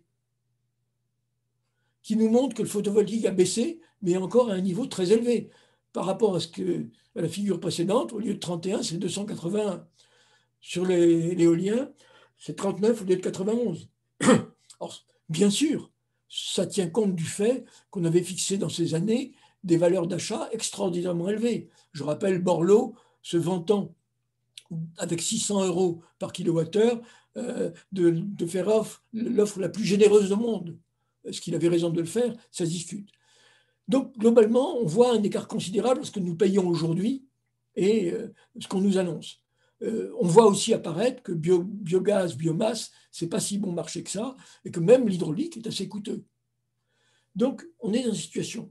Pourquoi est-ce que l'éolien n'a si peu diminué? Allez regarder l'arrêté de Ségolène Royal, 15 jours avant de prendre sa retraite de ministre. Elle a pondu un arrêté extraordinairement favorable à l'éolien. Je pourrais vous l'expliquer si vous le voulez, mais je ne veux pas passer trop de temps là-dessus. En face de ça, le prix de marché, il oscille entre 40 et 50, 55. Et je rappelle qu'EDF est contraint de vendre le quart de sa production à 42 € par mégawattheure. Et puisque Orsay vient de décider d'acheter de l'électricité verte en acceptant de payer 5% de plus, j'ai vu ça dans leur revue très récemment, eh bien je signale que les vendeurs d'électricité verte, quand il n'y a pas d'éolien et de solaire, l'électricité qu'ils ont, elle vient d'une électricité qu'ils achètent à EDF à 42 € le mégawattheure. Ne l'oublions pas, parce que la physique étant ce qu'elle est, quand il n'y a pas de vent, eh bien, on achète de l'électricité nucléaire. Pour moi, je dirais très clairement que cette histoire de l'énergie verte est une escroquerie. Mais c'est un point de vue personnel, je suis assez net là-dessus. C'est dommage qu'on fasse croire prendre des vessies pour des lanternes aux gens. Donc on en est là. Pour être plus positif, là je suis allé chercher les appels d'offres de l'année dernière. sachant que maintenant, la CRE refuse de publier les résultats des appels d'offres parce qu'il paraît qu'il faut garder les secrets industriels. En 2019, on avait encore droit à l'information, c'était déjà pas mal. Le photovoltaïque, il n'était pas à 39, comme le disait le Figaro, il était à 62 à terre et il était à 142 pour toutes les toitures qu'on voit sur les supermarchés, les hangars agricoles, etc. Donc beaucoup plus haut que le 39 que nous annoncent les journaux. L'éolien à terre, 63 au lieu de ces 39, c'est 31 pour le solaire, pardon. La réalité de l'éolien à terre, pour la quasi-totalité du parc, c'est 92, à cause de l'arrêté de Ségolène Royal. Le marin, l'éolien marin posé, 130 à 150, même s'il y a un appel d'offres bizarre à Dunkerque, qui est très proche de la côte, qui va se situer au niveau de 40-50, hors raccordement. L'éolien marin frottant, l'effectif fixé par l'appel d'offres, c'est pas plus que 135. Et ces coûts, je rappelle, ce sont des surcoûts. Ils ne comprennent ni l'extension des réseaux. Or, RTE et Enedis viennent de déclarer qu'ils auraient besoin de 102 milliards en 15 ans pour adapter les réseaux, pour les rénover pour partie, un tiers, et pour les adapter aux énergies renouvelables pour les 2 tiers. Donc, ça, c'est en plus de ce qui vient du coût des renouvelables. C'est-à-dire que dans votre facture d'électricité, vous avez une partie qui correspond à la distribution. Et celle-là va devoir amortir ces 102 milliards. Donc, va forcément augmenter. Ça ne comprend pas le backup, c'est-à-dire le surcoût supporté par les énergies polystables. Et ça ne comporte pas, bien sûr, les stockages de masse qui devront venir plus tard. Donc, vous voyez quand même dans cet ensemble que nous nous trouvons dans une position qui est très difficile parce que la réalité des coûts, elle n'est pas du tout celle qu'on nous dit. Quand on nous annonce des valeurs du coût de l'éolien, ça ne veut pas du tout dire ce qu'est la réalité. Donc j'insiste là-dessus. Le résultat de tout ça, alors là on va dans du social, c'est précarité énergétique. Il a fallu créer en 2016 des chèques pour les gens qui ne pouvaient plus payer leurs factures. Ce sont des chèques qui vont jusqu'à en moyenne 200 € par an. En 2019, 5,7 millions de foyers et ça a fait 850 millions d'euros. Au-delà de ça, les compagnies qui vendent de l'électricité annoncent que 671 000 ménages ont eu du mal à payer en 2019. Qu'est-ce qui va se passer en 2020-2021 avec la crise du Covid, les gens qui sont beaucoup chez eux? Je ne sais pas. Mais vous voyez aujourd'hui une dérive très forte du point de vue social. Alors, ma conclusion, c'est qu'on est quand même très loin des jours heureux qui nous ont été promis. Aujourd'hui, tout le monde nous dit 2050, ce sera le paradis, ce ne sera pas cher, et on sait exactement comment on va y aller. Je suis désolé, on ne sait pas comment on va y aller aujourd'hui. Et ça vaut la peine de jeter un œil sur l'Energiewende allemande, qui inspire, plus qu'inspire la politique européenne avec le succès de quelques d'autres. Est-ce que c'est un succès? Alors, déjà, en ce qui concerne l'Allemagne, moi je reconnais, ils ont raison de faire de l'éolien et du solaire.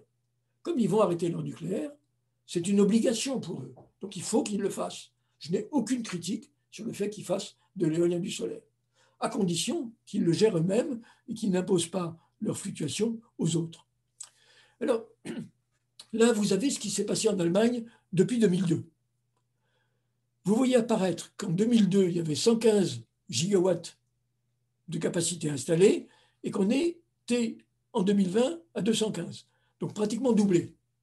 Or, dans le même temps, vous voyez là-haut, la puissance maximale annuelle appelée a été stable aux environs de 85 gigawatts.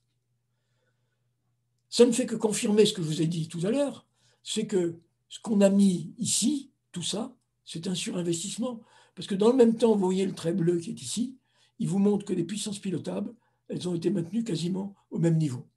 C'est-à-dire que les Allemands ont bien compris qu'il fallait qu'ils gardent de la puissance pilotable pour quand il n'y a pas de vent et pas de soleil. Regardez ce schéma, il est quand même frappant. Donc vous avez tous les détails, vous le regardez. Donc, surinvestissement.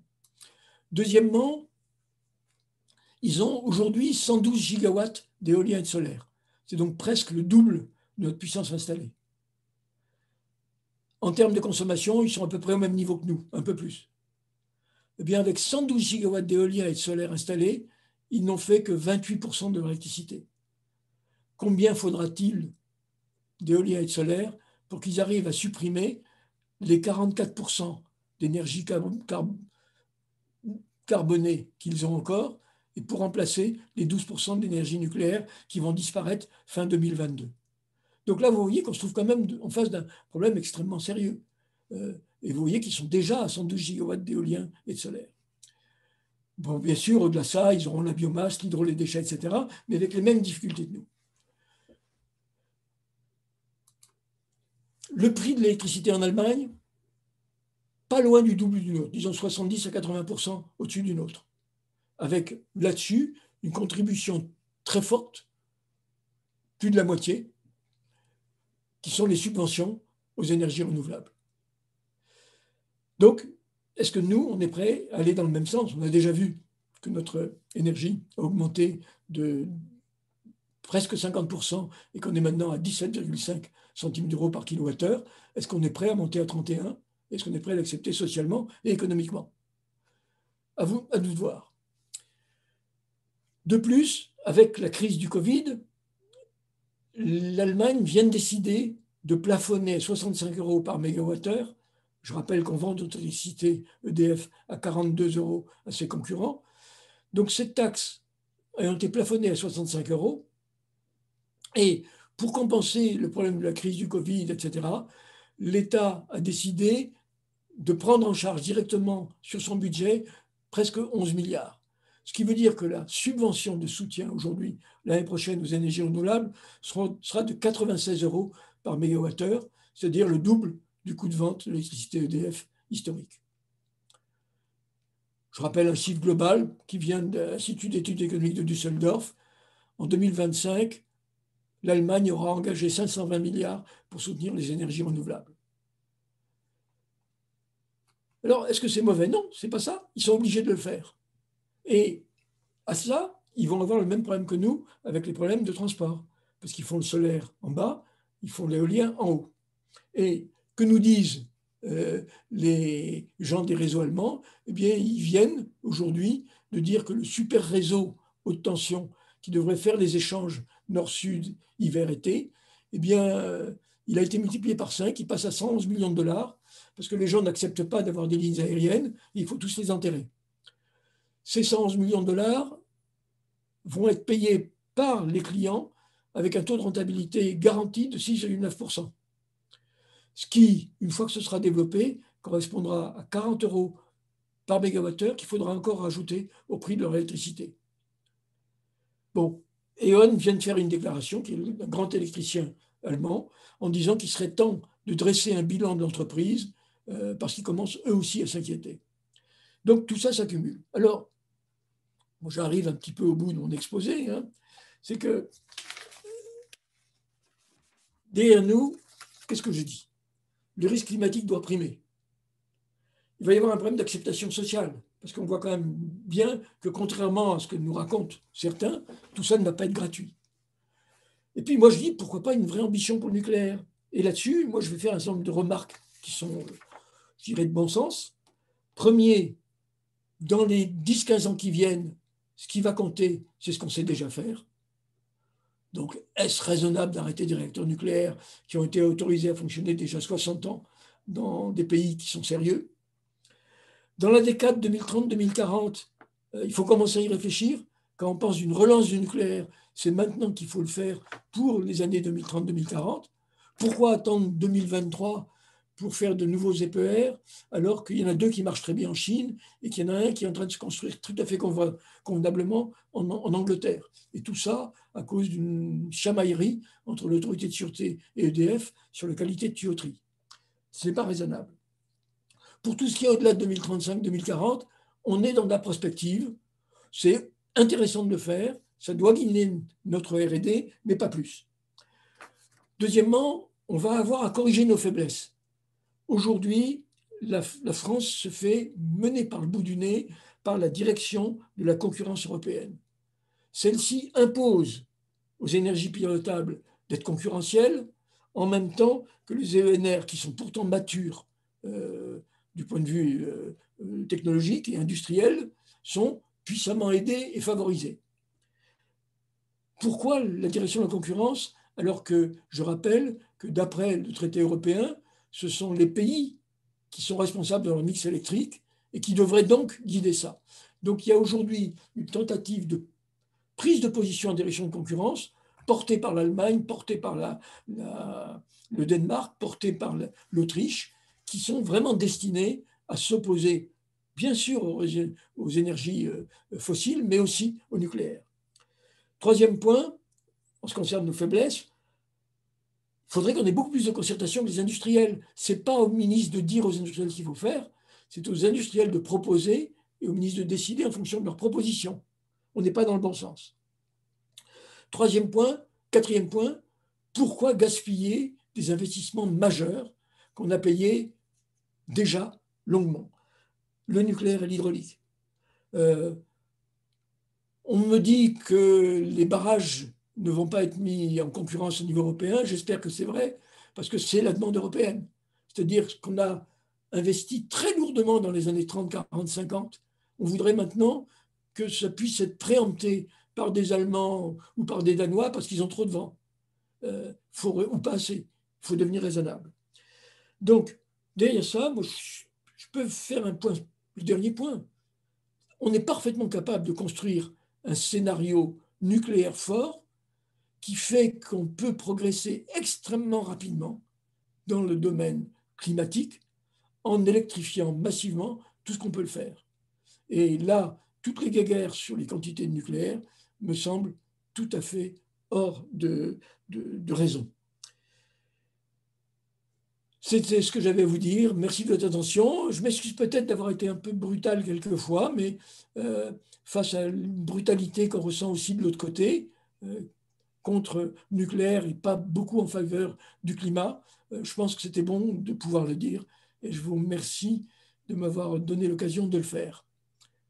Je laisse la porte ouverte aux questions. Merci à vous. C'était très argumenté, très, très clair, je crois.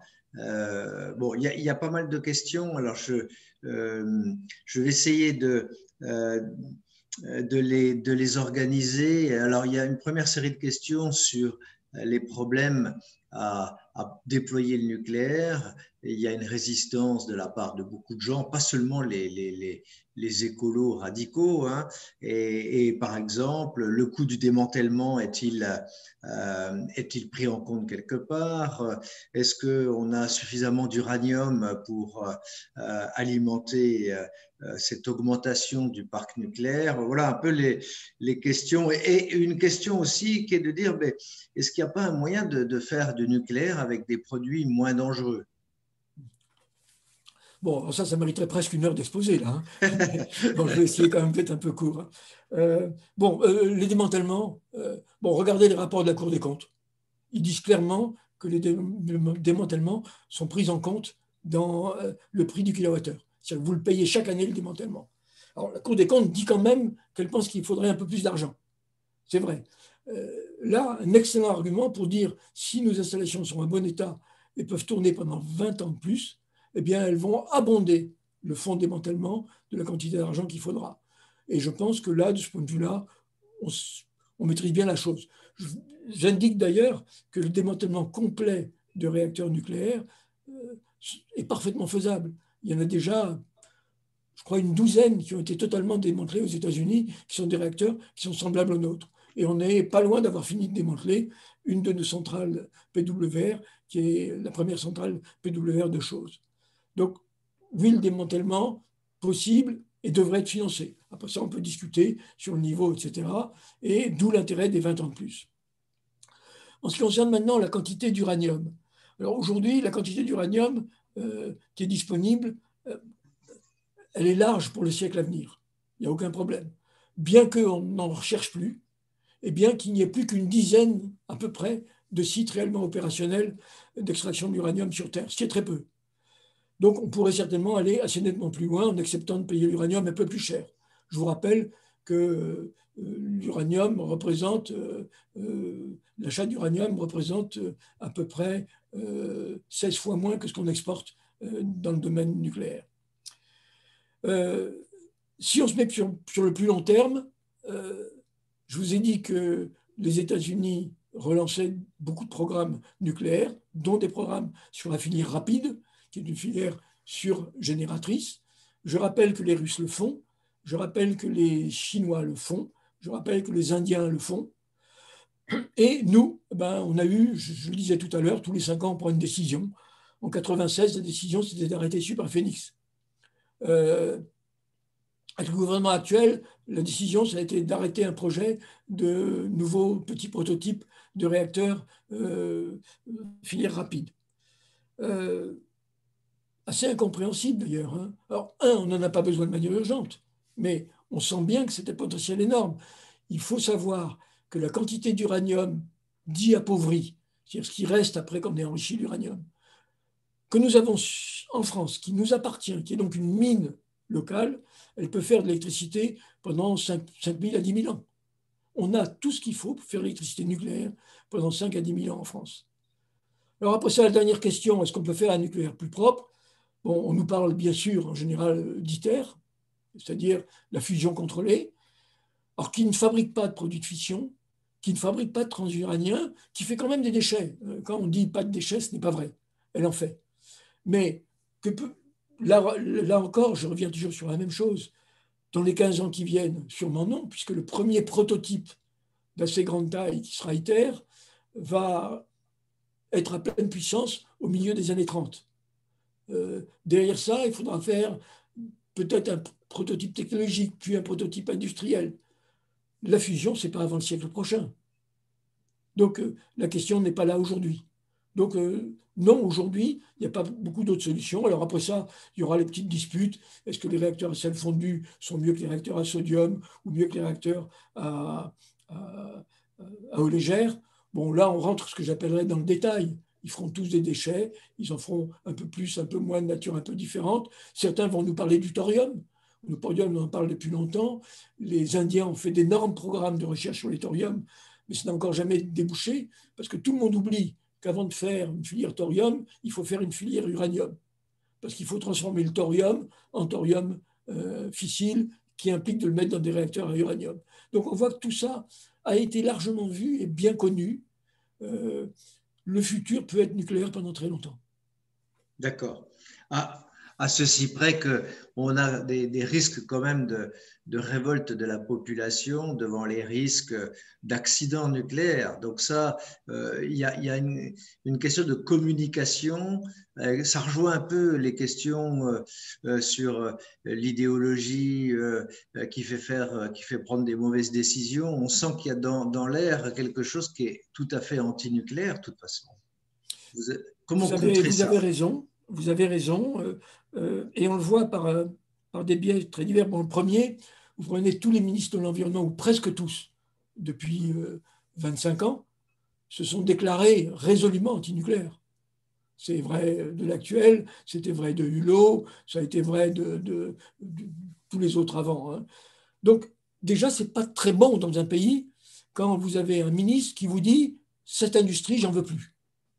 Très difficile de la développer. Et là, je trouve que nos présidents manquent de courage, et nos chefs de gouvernement. Quand je regarde maintenant la population, bon, la population, moi je suis en désaccord profond avec certaines associations. Greenpeace, organisation mondiale, est antinucléaire, elle a le droit. Je ne vois pas pourquoi elle veut nous imposer son point de vue en France. Quand on a fait croire, les enquêtes d'opinion publique nous montrent que 70% des jeunes croient que le nucléaire émet des gaz à effet de serre, parce qu'ils voient le panache de vapeur qui sort des tours de refroidissement. C'est ahurissant. Et vous avez des journalistes qui rapportent cette information. Donc je dis aujourd'hui, vous prenez un ministre, vous prenez des associations financées, je ne sais pas où, par je ne sais pas qui, très mondialisées, qui veulent nous imposer. Également des associations locales en France. Donc c'est compliqué. Aujourd'hui, je peux vous dire qu'en tant que j'ai été homme du nucléaire, maintenant je suis plutôt homme du climat comme du nucléaire. extrêmement difficile d'avoir accès aux médias. Je suis désolé, le langage politiquement correct, aujourd'hui, ne va pas dans notre sens. Alors, ce que je pense, c'est ce qui va nous tomber sur la figure, c'est que quand vous voyez les courbes que je vous ai montrées d'évolution du climat, quand vous voyez que ce qu'on annonce pour le Norvège, la Suède, c'est plus 6, plus 7 degrés de température de plus. C'est énorme. Mais je ne suis pas étonné de penser qu'en peut-être en 2030, peut-être en 2025, peut-être on va avoir ce que j'appellerais un choc climatique qui sera aussi raide que les chocs énergétiques des années 70, parce que tout d'un coup, on s'apercevra qu'on est en train de se planter. Et là, d'un seul coup, il faudra tout faire. Et là, on découvrira quoi? On découvrira que l'industrie nucléaire française a disparu grâce à un certain nombre de présidents successifs, et on s'apercevra que le nucléaire, il est russe, il est américain, il est japonais, il est coréen, il est indien, mais il ne sera plus français. Et européen non plus, parce que ce que vous avez… Tout à fait. Et je veux donner un autre exemple, parce que c'est un exemple que j'ai vécu. Je ne sais pas si vous savez que les terres rares, on en parle beaucoup pour les renouvelables. Les terres rares, la France était un des champions mondiaux au début des années 90. Et je le sais parce qu'il y avait une église très performante de Rhône-Poulenc à côté de La Rochelle. Ben, vous avez un maire écologiste qui a dit j'en veux plus. Rhône-Poulenc a été tellement kikiné qu'ils ont arrêté leur production et on a transféré toute l'industrie des terres rares à la Chine. Bravo pour nous. Aujourd'hui, on leur achète des terres rares et on va commencer à les critiquer parce qu'ils sont sales. Vous voyez notre logique. Il faudrait quand même qu'un jour, on ait des… Alors, il y a une erreur fondamentale derrière tout ça. Comment peut-on confier à un ministre de l'Environnement de s'occuper de l'énergie? Je suis désolé, l'énergie, ce n'est en partie de l'environnement, c'est surtout de l'industrie. Donc aujourd'hui, on ne met pas entre les bonnes mains le problème de l'énergie et du climat. Selon vous, qu'est-ce qui explique que finalement toute l'Europe à peu près aille dans le même sens, plutôt un sens antinucléaire, et que les autres grands pays, vous avez parlé de la Russie, États-Unis, Inde, Chine, vont dans le sens contraire? Qu'est-ce qui fait que nous prenons cette voie Alors, je vais vous faire… irrationnelle un peu. Je crois que une démocratie est très fragile par rapport à des mouvements d'opinion et à des associations. Greenpeace commence à avoir une puissance qui est supérieure à celle des États. Est-ce bien ou pas? Comme Google, est-ce que Google est bien ou pas? Moi, j'en sais rien. Est-ce que c'est bien? Et là, franchement, les démocraties sont fragiles. Et on constate quand même, d'abord que je vous l'ai dit tout à l'heure, vous avez 5 pays de l'Est de l'Europe qui vont développer le nucléaire. Je note que le premier pays à vouloir sortir le nucléaire, je rappelle, c'était la Suède, et il devait en être sorti en, je sais plus si c'était 1990 ou 2000. Leurs réacteurs sont toujours en fonctionnement, et il y a eu une décision du gouvernement suédois d'autoriser les producteurs à proposer de nouveaux réacteurs sur les sites existants. Ça, c'est la Suède. Vous prenez la Hollande qui vient de se faire condamner par sa justice parce qu'elle n'est pas assez bonne, elle ne respecte pas ses objectifs climatiques. Il y a une enquête d'opinion qui a été faite qui s'est révélée à 70% favorable au nucléaire. Parce que les Hollandais qui ne sont pas idiots, qui savent ce que c'est que le commerce, qui savent ce que c'est que l'économie, sont en train de découvrir que quand il n'y aura plus de gaz ou quand on ne pourra plus l'utiliser, il n'y aura pas beaucoup d'autres solutions que le nucléaire, compte tenu du fait de la densité de population et tout ça. Donc, moi, je demande à voir. On a clairement Tchernobyl qui a eu un poids considérable, et je le reconnais. Fukushima a été détestable, et je le reconnais. Malgré tout, qui aujourd'hui proteste sur les dizaines de milliers de morts prématurées en Europe à cause du charbon et du lignite? Combien de morts l'année dernière le nucléaire a-t-il fait en Europe? Combien de morts a fait le gaz en Europe? Combien de morts en France avec le gaz? On n'en parle jamais. Le nucléaire, quelqu'un se pince le doigt, il y a un article dans le journal. Donc, oui, on a un problème de communication. Je ne sais pas comment on va s'en sortir. Hein. On s'en sortira le jour où on aura des politiques courageux. OK. Merci. Alors, je donne la parole maintenant à la salle. Si quelqu'un veut s'exprimer, commenter ou questionner, il suffit qu'il rouvre son micro.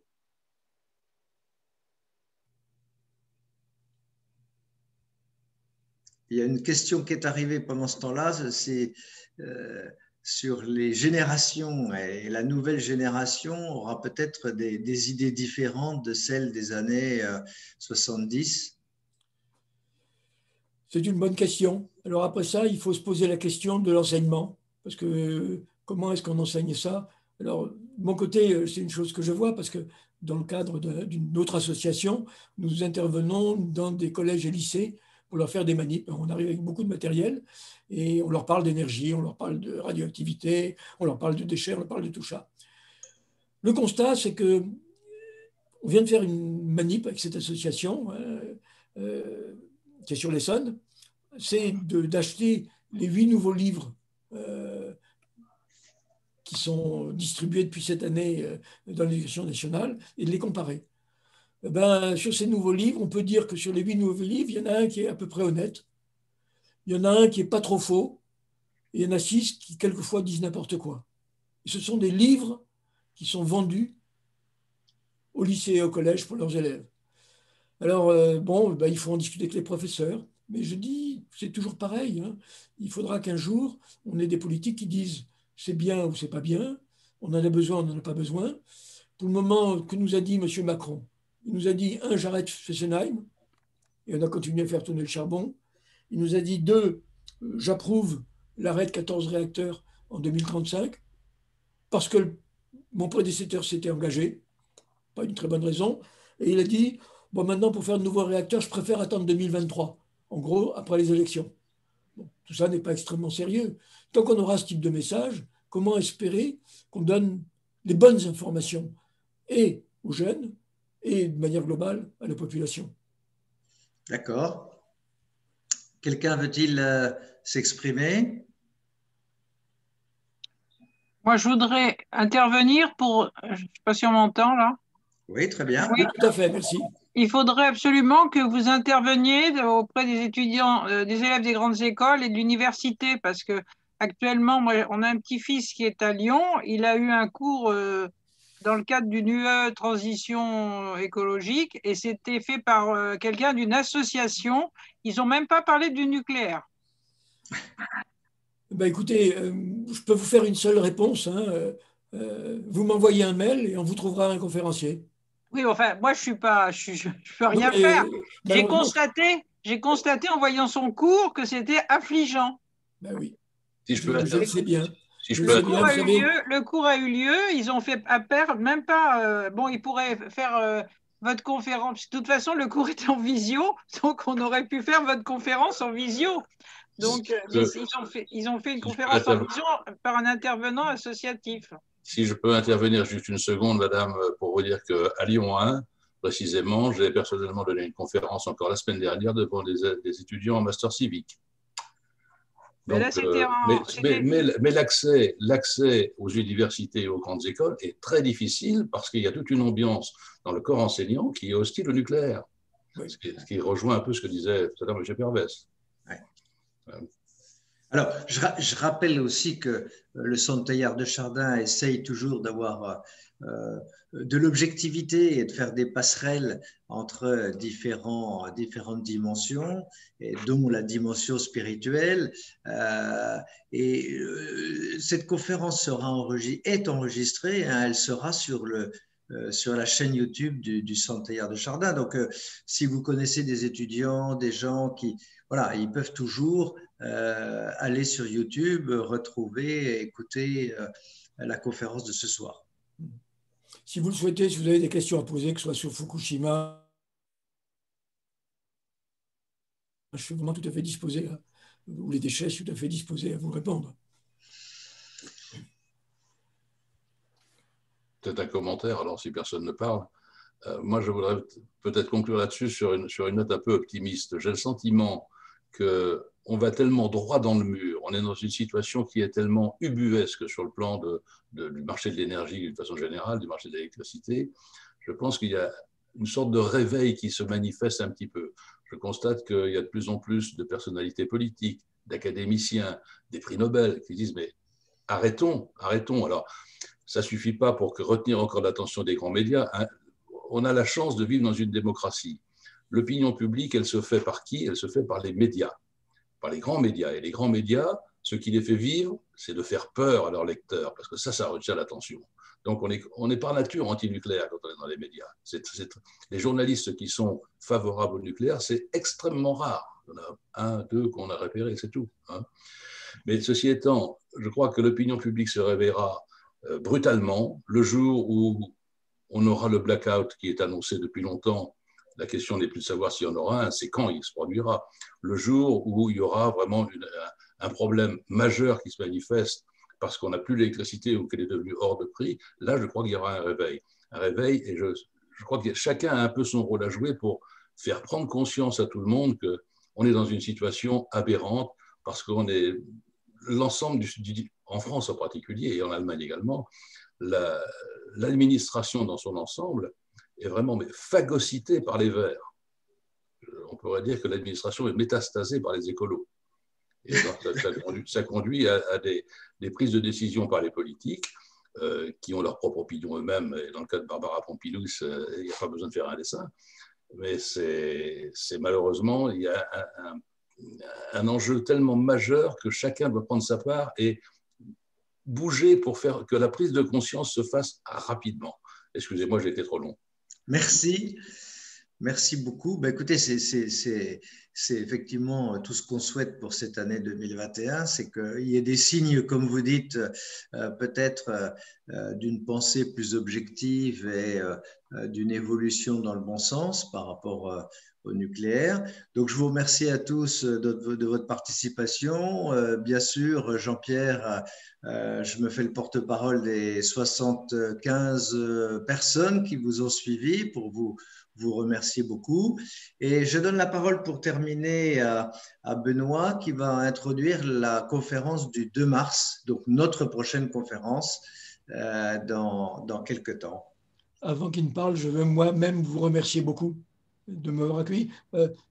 Je reprends ce que vient de dire Michel Simon. Je crois que votre invitation va bien dans le sens qu'il souhaite. Donc, merci beaucoup de m'avoir accueilli. Voilà, ben merci aussi Jean-Pierre. La prochaine échéance, ça sera le mardi 2 mars à la même heure avec Patrice Valentin. Ça s'écrit V-A-L-A-N-T-I-N. D'ailleurs, je vous invite à regarder sur Internet. Il y a beaucoup de sites très intéressants où il intervient lui-même. C'est en fait un ancien officier de la Légion étrangère et qui a été ensuite entrepreneur en génie écologique.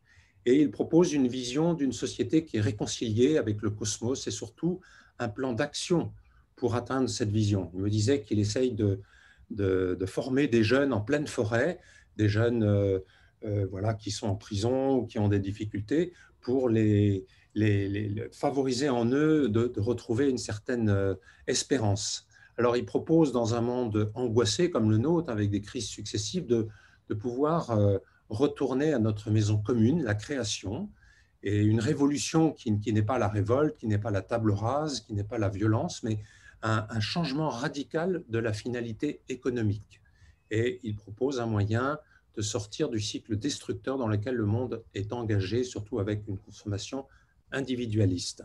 Retrouver l'harmonie avec la terre, avec la vie, avec l'autre et aussi avec soi-même. Voilà, alors ça se passera, si les conditions sont possibles, en présentiel et par Zoom. Et si la suite des événements nous empêchera d'avoir un présentiel, ça se fera comme en ce moment par Zoom entièrement. Et puis le mardi 23 mars, c'est Bruno qui interviendra.